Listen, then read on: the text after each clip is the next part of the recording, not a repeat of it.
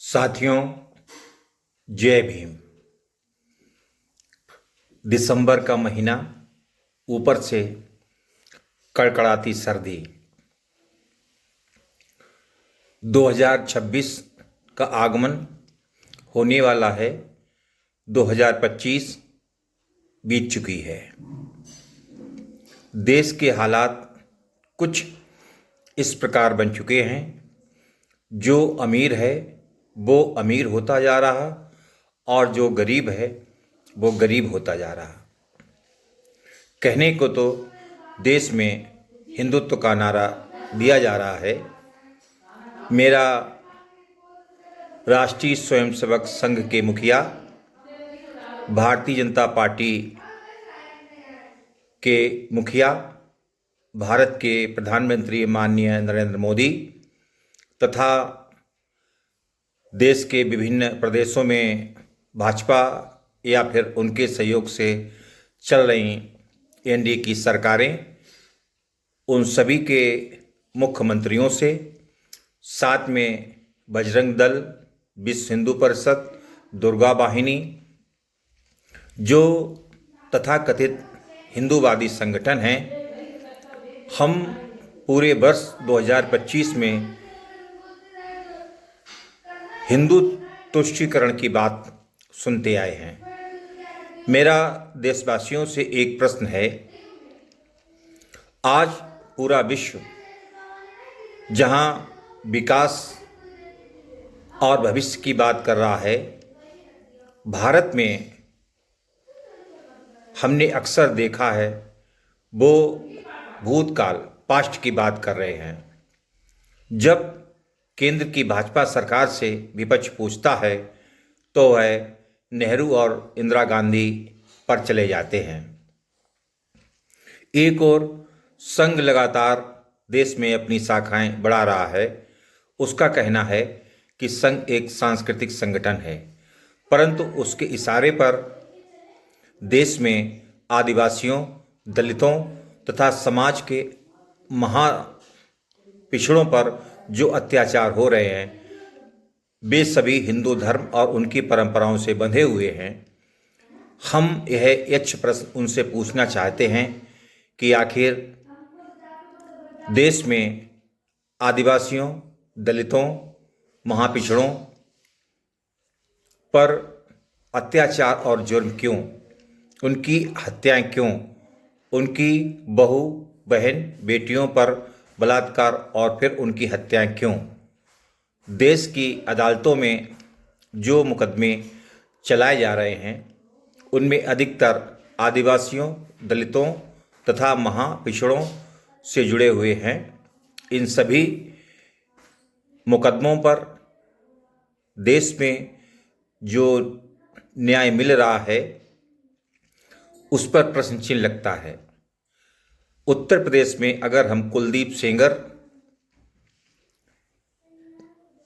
का मामला देखें, अभी हाल ही में जिस प्रकार की घटना हुई कि दिल्ली के हाई कोर्ट ने कुलदीप सेंगर को जमानत दे दी, हालांकि अभी वे जेल में हैं, और जो उन्नाव कांड में जो पीड़िता है, उसके पिता, उसकी चाची और मौसी की हत्या का आरोप अभी उन पर है और वह सस्पेंड नहीं हुआ है। रख दो भाई, सस्पेंड नहीं हुआ है। ऐसी स्थिति में हम भारत के माननीय उच्च न्यायालय तथा जिलों में जो सेशन कोर्ट हैं, उनसे क्या उम्मीद रखें, या फिर जो न्याय की गद्दी पर जज साहिबान विराजमान हैं, आखिर वे भारतीय संविधान और लोकतंत्र का समय समय पर मजाक क्यों उड़ाते हैं। आखिर आदिवासियों, दलितों, महापिछड़ों, इसके साथ साथ अल्पसंख्यकों पर जुर्म और अत्याचार के मामलों में न्यायालय कुछ करते क्यों नहीं। संविधान, आईपीसी, सीआरपीसी, जबकि अब इनके नाम बदल दिए गए हैं, बीएनएस, बीएनएस कर दिए गए हैं, इनमें कुछ धाराओं में बदलाव हुआ है। इसके साथ साथ अगर हम जमीनी स्तर पर देखें तो आदिवासियों, दलितों, महापिछड़ों और अल्पसंख्यकों की समस्याओं में सुधार शून्य के बराबर हुआ है। हालांकि जो हिंदी भाषी राज्य हैं, जिनमें उत्तर प्रदेश, मध्य प्रदेश, राजस्थान, बिहार, उत्तराखंड, इन राज्यों में दलितों पर खास तौर से जिस प्रकार से उनका शोषण होता है, उनकी हत्याएं होती हैं, उनकी बहू बहन बेटियों पर बलात्कार होते हैं, हत्याएं कर दी जाती हैं, मामलों को दबा दिया जाता है, जिसमें कानून और न्याय, हमारे न्यायालय कुछ भी नहीं कर पाते हैं। हम देश के हर उस शख्स से पूछना चाहते हैं जो हिंदुत्व की वकालत करता है, क्या आदिवासी और दलित हिंदू नहीं हैं? जो आज आदिवासी और दलित हिंदू धर्म और उसकी व्यवस्था में हैं। आखिर बार बार हिंदू राष्ट्र की मांग हो रही है, बार बार हिंदुत्व की बात हो रही है, फिर देश के कोने कोने पर सबसे अधिक अत्याचार दलितों पर हो रहे हैं। बिहार और उत्तर प्रदेश, गुजरात, राजस्थान, मध्य प्रदेश, महाराष्ट्र इन मामलों में अव्वल है। उत्तर प्रदेश तो दलितों के लिए एक कब्रगाह बन चुका है। योगी जी कुछ भी कहें, उनकी पुलिस दलितों पर अत्याचार रोकने में बिल्कुल नाकाम है। अभी हाल ही में 2 हफ्ते पूर्व का मामला खैरनगर की ओर एक गांव है, वहां पर ठाकुर समाज के लोगों ने जाटव समाज के एक व्यक्ति की सरेआम हत्या कर दी। ठाकुर समाज के लोगों ने जहां हत्या हुई थी, जो रक्त बहा था, उसको धो दिया।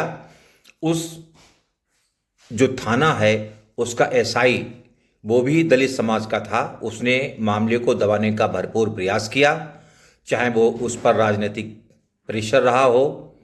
उसके साथ साथ जब हमारे कुछ साथियों ने वहाँ जाकर जो अभियुक्त है उस पर SC/ST एक्ट लगाने की बात की, तो पुलिस उसमें आनाकानी करने लगी।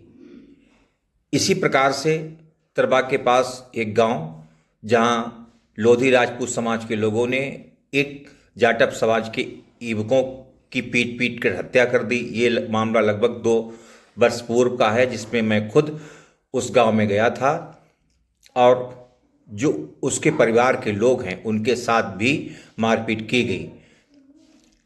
ये उदाहरण हम आपको इसलिए दे रहे हैं ताकि आप समझ सकें कि ये कन्नौज जनपद में जब इस प्रकार की घटनाएं होती हैं, उन्नाव की घटना रही हो, सहारनपुर की घटना रही हो, मध्य प्रदेश में प्रवेश शुक्ला नाम के व्यक्ति ने एक आदिवासी व्यक्ति के चेहरे पर पेशाब कर दी गई हो, या दलितों की बांधकर पिटाई का मामला गुजरात में हुआ हो, या अखलाक की हत्या हो, या बिल्किस बानो के जो बलात्कार के आरोपी हैं उन्हें हिंदू संगठनों द्वारा माला पहनाने का मामला रहा हो, ये सब मामले देश के लिए घातक हैं। बड़े पूंजीपतियों, सरकार में बैठे उच्च नेताओं, विभिन्न प्रदेशों में भाजपा के जो मुख्यमंत्री हैं, उनसे जुड़े हुए नेता हैं, जो माफिया हैं, जो आला अधिकारी हैं, उन्होंने देश की संपत्ति को जो है डका लिया है।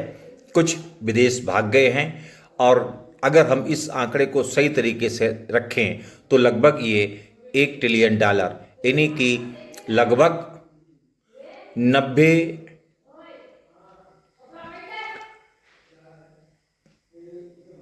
ट्रिलियन रुपए का मामला बनता है। 90 ट्रिलियन रुपए का मामला बनता है, क्योंकि $1 91-90 रुपए के आसपास इस समय देश में चल रहा है। साथियों, आप लोग मेरा वीडियो देख रहे हैं, मेरी आप लोगों से गुजारिश है कि मेरे इस वीडियो को आप अपने ग्रुप में डालें। मेरा YouTube चैनल है, उसको सब्सक्राइब करें, ज्वाइन करें, जो कि बिल्कुल मुफ्त है, और अपनी आवाज़ उठाएं। उत्तर प्रदेश में 2027 में चुनाव हैं।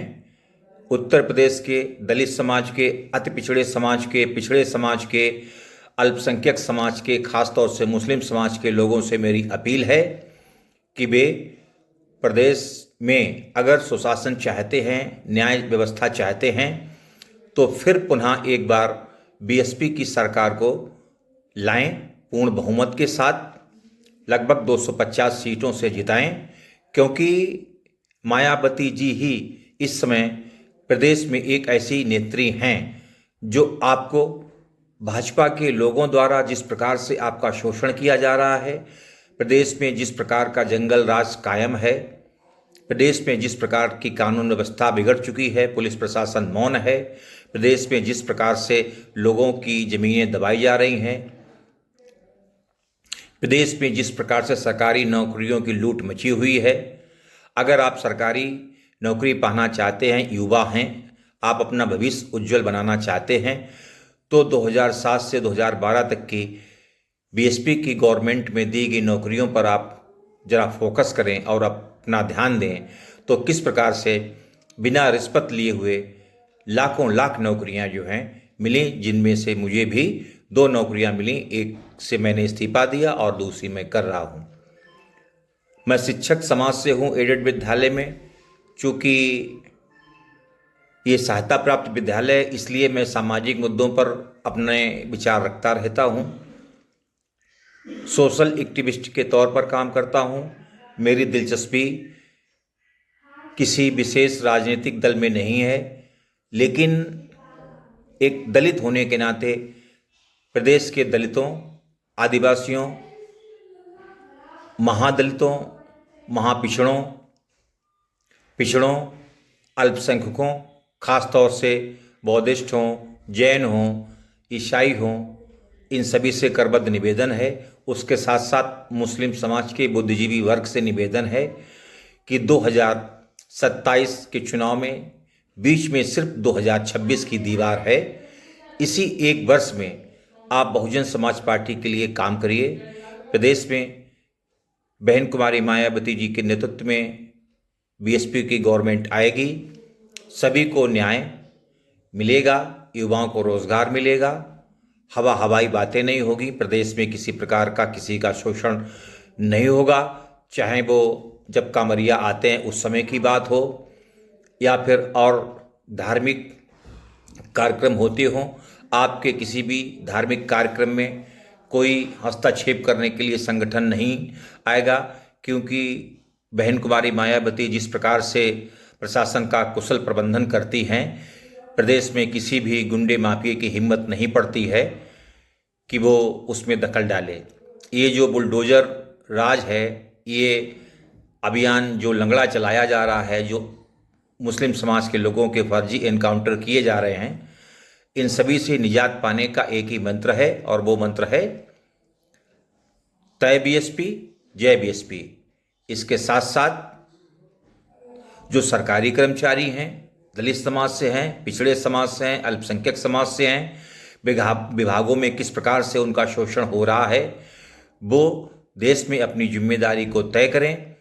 बीएसपी को तन, मन, धन तीनों से सपोर्ट करें जहां तक बने।